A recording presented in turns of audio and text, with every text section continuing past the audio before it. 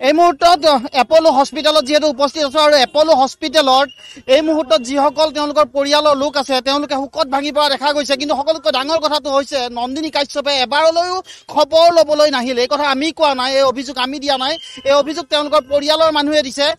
যোৱা বিগত 4টা দিন হৈ গ'ল। শুক্ৰবাৰে এই ঘটনা সংঘটিত হৈছিলে, শুক্ৰবাৰে নিশা, শুক্ৰবাৰ, শনিবাৰ, দেওবাৰ, সোমবাৰ আৰু আজি মঙলবাৰ। আৰু যোৱাকালিৰ দিনটোত নন্দিনী কাশ্যপে দিছপুৰ থানাত কৈছিলে যে তেওঁলোকে এবাৰ খবৰ ল'বলৈ আহিব। কিন্তু অত্যন্ত লজ্জাজনক কথা, এগৰাকী শিল্পী বুলি তেওঁলোকে পৰিচয় দিয়ে, এগৰাকী অভিনেত্ৰী বুলি পৰিচয় দিয়ে, মানৱীয় গুণৰ কথা কয়, কিন্তু তেওঁলোকে এবাৰলৈও খবৰ ল'বলৈ নাহিল। পইচা দিয়াটো দূৰৰ কথা, আৰ্থিক সাহায্য দিয়াটো দূৰৰ কথা, কিন্তু তেওঁলোকে এবাৰলৈ নাহিল। আৰু এইখিনিতে বহুকেইটা প্ৰশ্ন উত্থাপন হৈছে। প্ৰশ্ন এইভাৱে উত্থাপন হৈছে, আৰক্ষীৰ ভূমিকাক লৈ প্ৰশ্ন উত্থাপন হৈছে। কিয়নো নন্দিনী কাশ্যপে যোৱাকালি দিনটোত কৈছিলে যে আৰক্ষীয়ে তেওঁক যাবলৈ মানা কৰিছিলে আৰু সেইবাবে নিশা তেওঁ যোৱা নাছিলে। কোন আৰক্ষী বিষয়াই তেওঁক এনেধৰণে মানা কৰিছিল, সেই আৰক্ষী বিষয়াক তদন্তৰ আওতাত আনিব লাগে। আপুনি বা মই যদি এনেধৰণৰ ঘটনা সংঘটিত কৰোঁ তেতিয়াহ'লে আৰক্ষীয়ে আপোনাক এৰি দিব নেকি? প্ৰথম প্ৰশ্ন। দ্বিতীয় প্ৰশ্ন, আপুনি হেলমেটটো নিপিন্ধাকৈ ৰাস্তালৈ ওলাওক, আৰক্ষীয়ে আপোনাক লগালগ চালান কাটিব। আপুনি সুৰাপান কৰি গাড়ী চলাওক, লগালগ 10,000 টকাৰ ফাইন। কিন্তু ৰাজকন্যা বৰুৱাৰ দৰে, নন্দিনী কাশ্যপৰ দৰে এইসকল অভিনেত্ৰী বুলি তেওঁলোকে নিজকে পৰিচয় দিয়ে, এইসকলৰ ক্ষেত্ৰত আৰক্ষীৰ আইন কিয় সমান নহয়?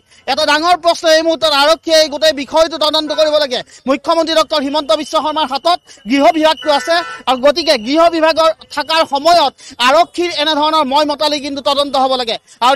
আৰু দ্বিতীয় কথাটো হৈছে যে নন্দিনী কাশ্যপে এই ঘটনাটো সংঘটিত কৰাৰ পিছত যিকেইটা ষ্টেটমেণ্ট তেওঁ দিছিলে, প্ৰথমটো ষ্টেটমেণ্ট আছিলে যে তেওঁ এই ঘটনা সংঘটিত কৰিছিলে, এখন ট্ৰাক তেওঁ অভাৰটেক কৰিব বিচাৰিছিলে আৰু তাৰপিছত এই ঘটনা সংঘটিত কৰিছিলে। কিন্তু ডাঙৰ কথাটো হৈছে যিটো CCTV ফুটেজ পোহৰলৈ আহিছে, সেই CCTV ফুটেজটোত সেই ভয়ংকৰ ঘটনাটো দেখা পোৱা গৈছে। আৰু তাত দেখা গৈছিলে কোনো ধৰণৰ ট্ৰাক সেই সময়ত নন্দিনী কাশ্যপৰ গাড়ীৰ সন্মুখত নাছিলে।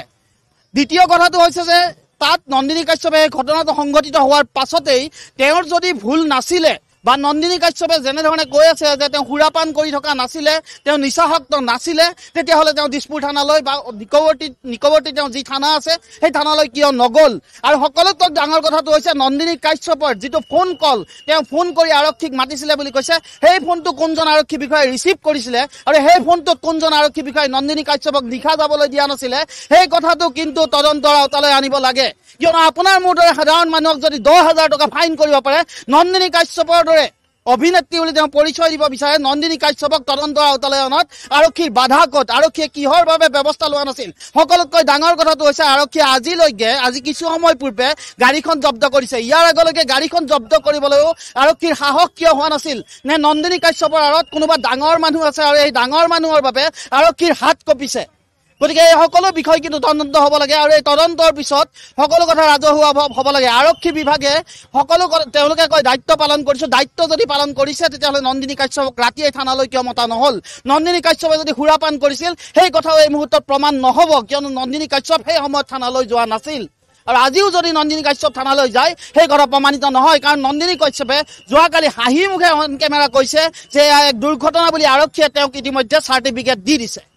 গতিকে এই গোটেই বিষয়টো তদন্ত হ'ব লাগে। মুখ্যমন্ত্ৰী ডক্টৰ হিমন্ত বিশ্ব শৰ্মাই হস্তক্ষেপ কৰিব লাগে, আৰক্ষী আয়ুক্তই হস্তক্ষেপ কৰিব লাগে, আৰু যিসকল আৰক্ষী বিষয়াই নন্দিনীক ৰাতি থানালৈ যাবলৈ মানা কৰিছিল তেনে আৰক্ষী বিষয়াক অতি শীঘ্ৰে নিলম্বন কৰিব লাগে।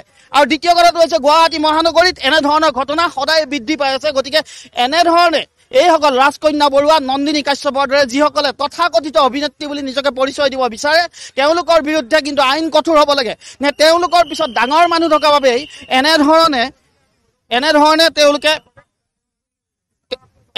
আৰক্ষীয়ে তদন্তৰ ক্ষেত্ৰত গাফলতি কৰে, এই সকলো কথা কিন্তু পোহৰলৈ আহিব লাগে। আৰু ইতিমধ্যে দাবী তোলা হৈছে, পৰিয়ালৰ ফালৰ পৰা দাবী তোলা হৈছে যে অতি শীঘ্ৰে ব্যৱস্থা ল'ব লাগে, যিসকল দোষী বা যি দোষী তেওঁৰ বিৰুদ্ধে আইনগত ব্যৱস্থা হ'ব লাগে।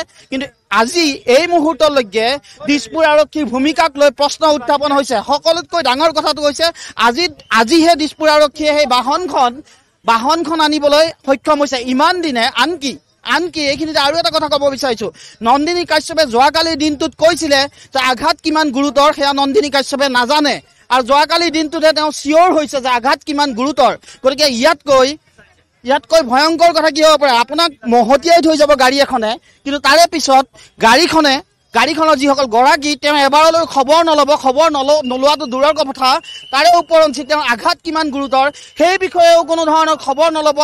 তেওঁলোকে মিছাতে কেমেৰাৰ সন্মুখত ক'ব তেওঁলোকে আৰ্থিক সাহায্য দিম, সেই পৰিয়ালটো কেনেকৈ চলি আছে সেয়াও তেওঁলোকে এবাৰলৈ খবৰ নকৰিলে। আৰু ইয়াতকৈ লজ্জাজনক কথা একো নিশ্চয়কৈ এনেধৰণৰ মানৱতা ভুলুণ্ঠিত কৰা কথা হ'ব নোৱাৰে। গতিকে নন্দিনী কাশ্যপৰ ক্ষেত্ৰত আৰক্ষী কঠোৰ হ'ব লাগে, তদন্ত হ'ব লাগে আৰু গোটেই বিষয়টো লৈ ড্ৰিংকছ এণ্ড ড্ৰাইভৰ কেছ আছিল নেকি তাকো ভালদৰে তদন্ত কৰিব লাগে।